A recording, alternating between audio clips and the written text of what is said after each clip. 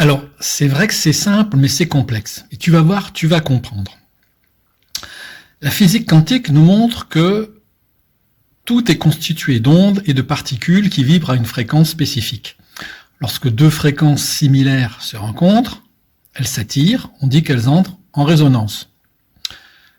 Donc nos pensées, nos croyances, nos émotions, nos intentions, nos besoins sont des signaux électromagnétiques qui, bien que jugés faibles individuellement, par leur répétition, par leur intensité, par leur cohérence, créent un champ magnétique puissant qui peut attirer des situations ou des personnes alignées avec leurs vibrations.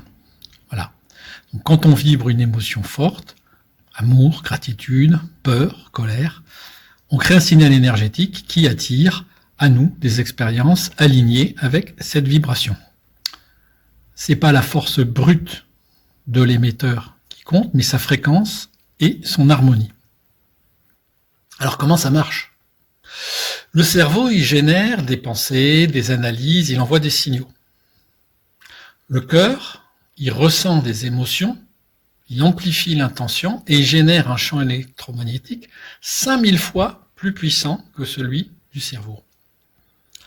Le corps énergétique, lui, c'est l'émetteur qui transforme ces signaux en vibrations et les envoie dans l'univers, un peu comme une station de radio. Et l'impact majeur, naturellement, l'impact il est majeur pour la fréquence dominante entre les pensées et les émotions. Donc forcément, quand je dis ça, c'est pour évoquer le fait que les émotions sont supérieures aux pensées en termes de puissance d'attraction.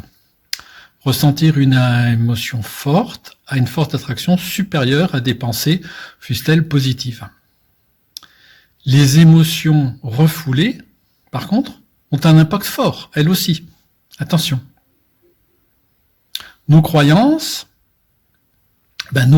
limitantes, elles sont ancrées dans le subconscient, elles affectent nos pensées, nos émotions et notre comportement. Elles impactent directement le cœur et le corps énergétique en créant des blocages qui empêchent la réalisation de nos désirs. Si tu veux quelque chose, mais que tu crois que c'est impossible au fond de toi-même, dans ton subconscient, dans ton inconscient, ton énergie dit non à l'univers. Les besoins inconscients, ce sont eux qui dirigent le plus souvent le tout en sous-marin. Un besoin émotionnel, il va être ressenti et perçu par le cœur comme une émotion qui génère une vibration liée à ce besoin. Le cerveau, lui, va ne faire qu'émettre une réponse ou une solution pratique, éventuellement une réponse à ce besoin. Alors attention, un besoin donc inconscient, un besoin caché, même s'il n'est pas reconnu donc, il peut générer une émotion plus forte qu'un désir conscient. Il peut influencer ton champ énergétique en attirant des situations qui répondent à ce besoin plutôt qu'à ton désir. Et c'est normal, parce que le plus souvent, un besoin, il est insatisfait depuis beaucoup plus longtemps. Donc il y a un effet accumulation d'énergie. Alors pourquoi ça bloque ? Pourquoi finalement, il suffit pas de dire oui, je veux attirer l'amour, je le veux vraiment, et pourquoi ça marche pas ? Si le cœur et le cerveau, déjà, les deux émetteurs principaux sont en désaccord, ça envoie un signal brouillé. Si tu penses je veux l'amour, mais que ton cœur pense je ne le mérite pas, ou que tu as un besoin inconscient qui t'a fait générer des croyances limitantes qui t'ont ancré dans une posture de je le mérite pas, l'univers va capter la vibration du doute, pas celle de l'amour. Donc, tes émotions refoulées, on l'a vu, je l'ai dit, créent de la résistance, mais c'est inconscient. Tes croyances limitantes vont encore créer un filtre négatif, souvent de manière inconsciente également. Tes besoins inconscients insatisfaits vibrent plus fort que tes désirs conscients. Et si tu es trop attaché au résultat, au comment, à la forme, tu vas vibrer finalement du manque. Donc comment aligner tout ça ? Parce que c'est là qu'est finalement la solution.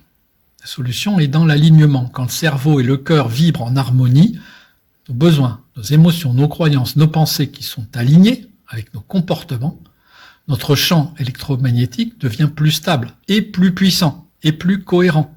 Et l'attraction fonctionne mieux. Voilà.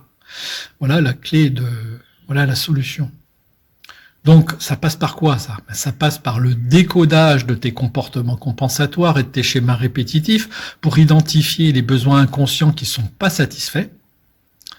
Ça passe par le fait d'identifier, de changer, de reprogrammer les croyances limitantes. Ça passe par la libération des émotions bloquées, qui sont ancrées. C'est par de l'écriture, par de l'introspection, par de la remontée de contenu inconscient, par de la transmutation d'émotions. Souvent, ça, c'est de la thérapie, en fin de compte, par de la thérapie aussi énergétique, en termes de libération de mémoire cellulaire.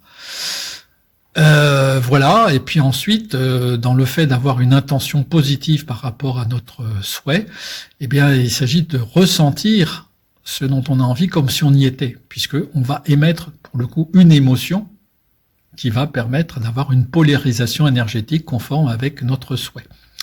Puis enfin, naturellement, il s'agit de faire lâcher prise et de faire confiance, puisque si tu n'y crois pas, ça va pas fonctionner. Voilà. Donc, on attire réellement ce que l'on vibre, pas juste ce que l'on veut. Donc, la maîtrise de la loi d'attraction, c'est pas du bullshit. Simplement, oui, c'est complexe.